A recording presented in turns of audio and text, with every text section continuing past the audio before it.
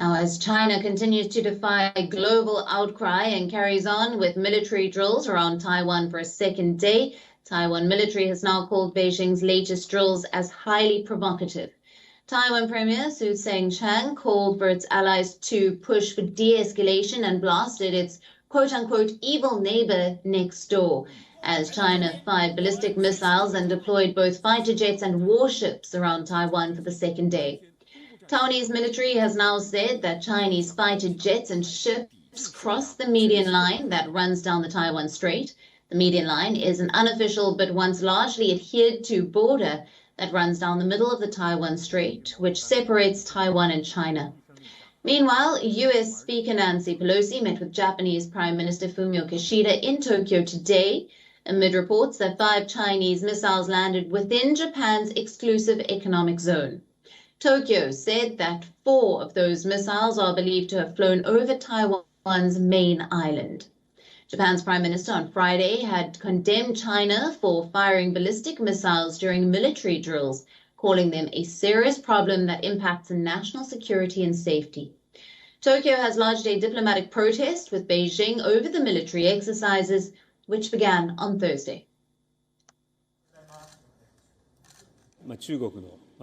With regards to China's ballistic missiles falling into waters near our country, including our exclusive economic zone, I have told her that it is a serious issue for our security and for the safety of Japanese people. We strongly condemn China and have protested the recent Chinese actions that create a serious concern for the region and to the peace and stability of the international community. We urge that they stop military drills immediately.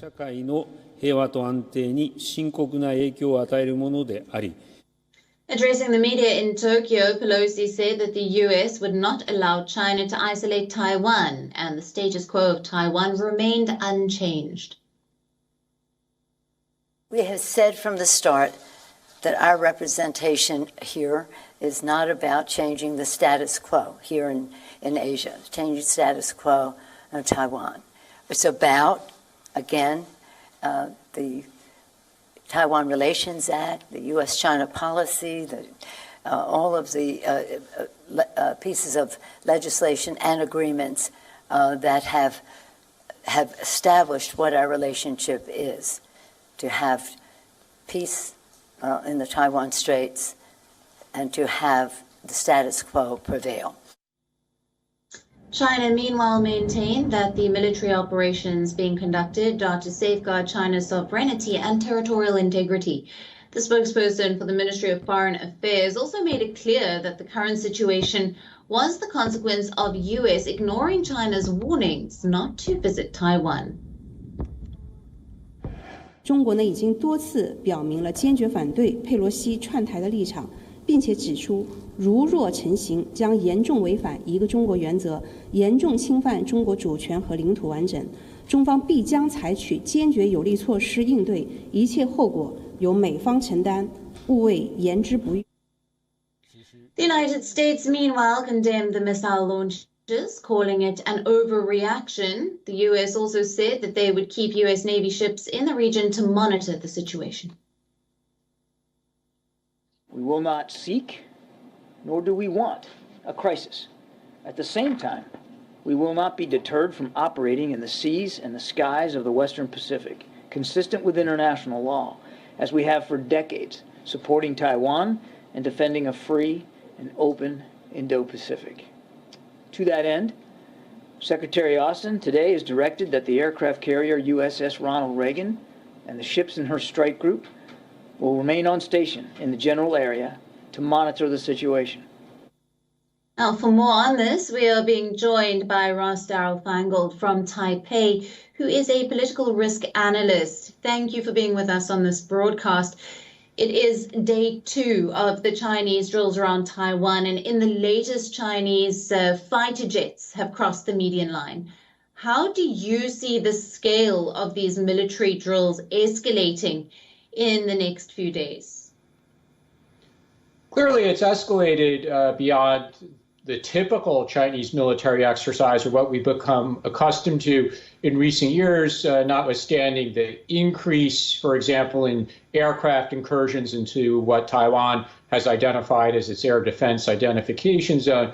But the scale is large, and it's not a surprise, and one could say it's commensurate with the warnings that China gave that they would have a reaction to a visit to Taiwan by Speaker Pelosi. It's certainly of great concern to the government and the military here in Taiwan.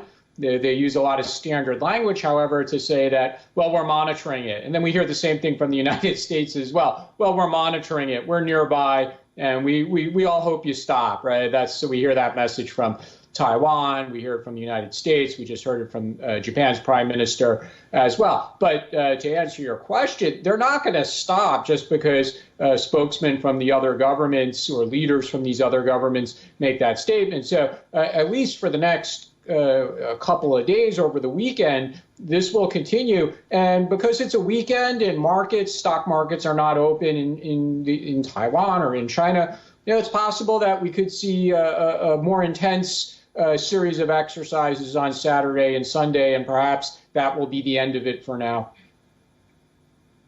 Right, Ross, what is your take on the angry response from China over Nancy Pelosi's visit? Would you say an escalation over a diplomatic visit is warranted?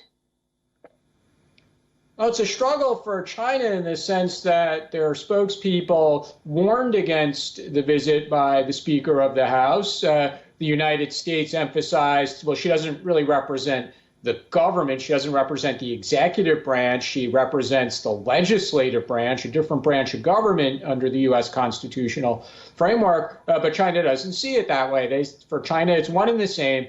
And because of the stature or the position that the Speaker of the House has under the U.S. Constitution, they see this as a senior level U.S. visit that has occurred, and they feel that that violates the commitments that the U.S. has made, even though, again, the U.S. says, well, it was a legislator, not someone from the executive branch, and Speaker Pelosi herself has emphasized over and over again that this doesn't represent a change to U.S. policy. U.S. wants to maintain the status quo. But for China, because they use such strong verbal language, then there's expectations that they have to meet from the people of China. And that's playing out on the internet right now, where there's some people who are disappointed. Chinese netizens are disappointed with the response. There are other netizens who are cheering on the military exercises and think it's sufficient in what China should be doing.